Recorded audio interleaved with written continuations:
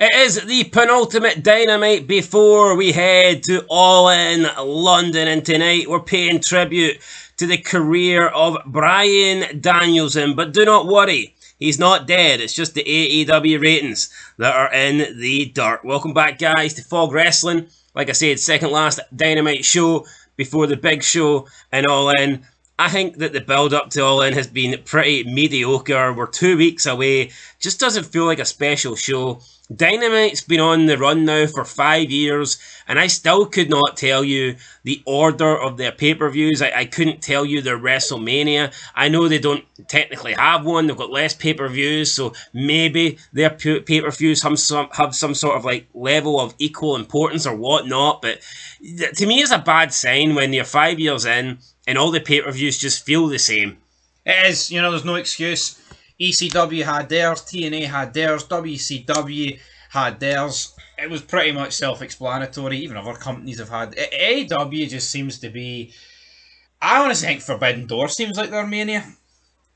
Can't be. Forbidden Door's a shit show. No, it is a shit just show. Just a random matches with AEW guys versus guys that are not for AEW. Tony Khan loves that though, but I'll be intrigued to see how many tickets are sold for All In Wembley. It will be nowhere near last year, that's for sure. Well, I disagree, because I think the UK fans are just losers.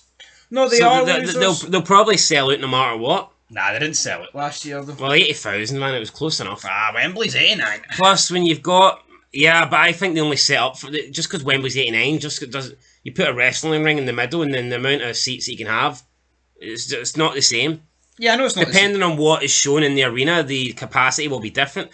But anyway, regardless of that, it's not just fans from England. You also have fans travelling from Europe, like Germany fans or whatever. I know they're getting bashed in Berlin and all that shit, but let's be honest. I know France had backlash, but the European fans have been starved, okay? They've had nothing, essentially, from big wrestling promotions for years and years and years. So I think that's why when they go to the UK, they know that they're going to sell out. They know that they're going to get a massive capacity, a massive attendance, because these fans just don't have it. Unlike America, where you're probably sick of wrestling, you don't have to go to every show. Every time wrestling comes to you, you can decline it. I mean, how many times do AEW go to the same place? Like every 3 months they'll return there, so you don't have to go. But with the UK fans, the European fans, it's like you have to take that opportunity when wrestling comes to you. So I think that is why they can pretty much just do a show and it will always do well. I mean, I'm guaranteeing you, if WWE toured Europe, then sooner or later, the fans would be like, I'm not going anymore.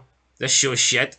No, I agree. It's the fact they have been starved. You look at Wembley 92, SummerSlam, that was the last big event. Yeah, you did get your other WWF ones. It's like Australia. They went to Australia, they can sell out. Japan, they can sell out. That's because they rarely go there. Once you keep going to the same place, it's just, it's not that special. The fans won't feel the need to go. And unfortunately, that seems to be what's happening with AEW in America. So some people are like, whoa, well, what, AEW should just relocate and go to... Do you think if AEW relocated and they were touring the UK and they were going to all the UK tour dates and they were just doing like Sheffield, Manchester, Blackpool, Liverpool, Glasgow, Edinburgh, Cardiff, Belfast, Dublin, do you think they would be selling out arenas? You think they'd be getting 10, 15, 20,000 every week? Absolutely not. I mean, first couple of shows, maybe they would, but after that, people would be like, I've already seen this shite. We get to see it every 3 or 4 months. I don't need to see it anymore. Because that's the way it is in America. You've got Raw, SmackDown. They will tend to visit, especially the big states where wrestling does well, they will tend to visit them a lot. You look at AEW, I'm pretty sure when Punk was there, they went to Chicago. It felt like every couple of months they were in Chicago. Chicago? Ooh. No, they were, but, UK's not feasible, though. Europe's not feasible. They can't do it. See, when you're an American-based company, you have to stay in America. At least Canada. It's too much pain in the arse going over to Europe. But I like the fact they're doing it more, but I'll never go. No, what do I think that WWE could perhaps actually do a longer tour in Europe or the UK? Possibly, yeah. Absolutely, yeah, they could. Could WWE go to UK for a month? Yeah, they probably could, but they just don't. They come over for like a week and then they're like, right, get us back to our home country. But anyway, right, enough time talking about locations, stadiums, attendances, capacities. Tonight's show, there'll probably be a lot of tarps out because, yeah, Dynamite doesn't tend to, sell out, but it sells out better than Collision. Some of those Collision photos I've seen lately are pretty damn poor. When you just see the empty seats, it's kind of sad.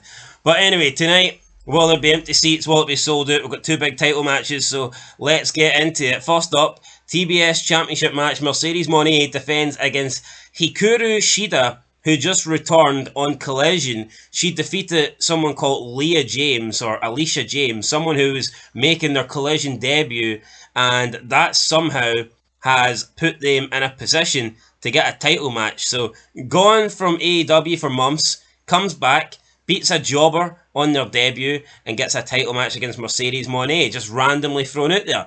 I'm not complaining, I'm not saying that TBS, a TV title match can't randomly happen. Just feels weird that Hikaru Shida's the one getting it. It is weird that she's getting it, but here, it's a relatively big match. Mercedes Moné is a reasonable sized draw, even if her promos are absolutely awful. She's going to win a million times. Is it a big match, or is it just a throwaway title match that's not going to change hands? It's a throwaway title match, it's not going to change hands, but, this is the 800k person. This is the big draw that they brought in. It was going to deliver the big ratings. So let's see how it goes. What do you mean, see how it goes? We've already seen how it went since she arrived, and it's not going to I'm good. trying to defend AEW.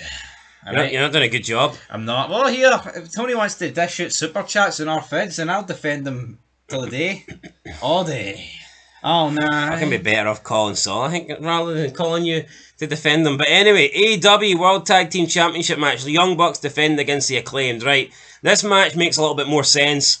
There is a rivalry going on here, but at this point, I don't know what the Young Bucks are doing it all in. I'm going to assume that it must be another Elite versus Team AEW style matchup. Can you confirm what it is? I'm going to assume it's already announced 2 weeks before the show. I could have swore it was the Young Bucks versus the Acclaimed. Well, I doubt they're having a match tonight for the belts and then having a rematch it. Yeah, well, actually, I think it's FTR against the Acclaimed. FTR against the Acclaimed. I think that's what it is. We need belts on the line. I'd need to look, man. No, what I would, you've got to give AEW credit though, right? See, yeah, all these guys suck in my opinion, most of them, 9 times out of 10. But seeing you look at this card, this looks like what WWE would put on as like a B-level pay-per-view when you compare it to their roster. Yeah, I mean, you can't really, you can't deny that. So, you have the Young Bucks taking on the Acclaimed. What is that in comparison to WWE? That would be like Judgment Day taking on, let's say, Truth and Miz. Right. Tag team title match on Raw. Mercedes Moné taking on Hikaru Shida. I mean, that must... like Rhea Ripley taking on... Well, she's not a champ, so it's more like Liv Morgan, I'm assuming, taking on Io Sky or something. Aye. Then you've Strickland taking on Wheeler Yuta, title match. So that would be, let's say that's your champ. That's like Gunther taking on, I mean, I guess previously like a member of the Judgment Day. Taking on JD Madonna. Nah, JD Madonna's in the tag opening match, so it's no him. Maybe Carlito.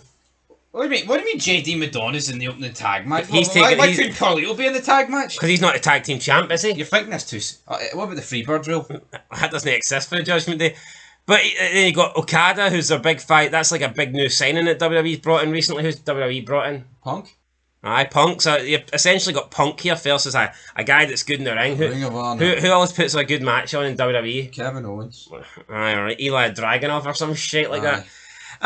You got a film, but the point and then a tribute to the career of someone who's fucking over. So you're talking maybe like a Roman Reigns. Aye. So, I mean, in essence, when you think about it, AEW Dynamite, they're putting on in comparison to who their top stars are, they're putting on a pretty good card. Yes. The only problem is we don't like it. We think the majority of their stars fucking suck, so we think it's a shit card. But Tony Khan probably thinks he's put on a banger show tonight.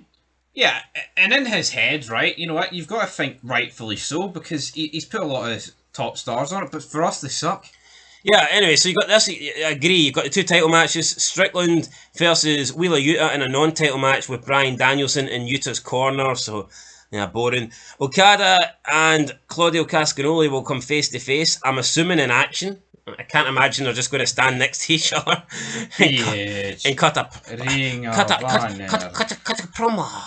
Cut a promo on your Wing of Honor. Swiss bliss my nipples. We got a film by Mariah May to premiere. I guess it's some sort of timeless video, maybe. Who knows? We have the tribute to the career of Bryan Danielson, who very well could be hanging up the boots after All In. He very could well be getting a career-ending injury at All In.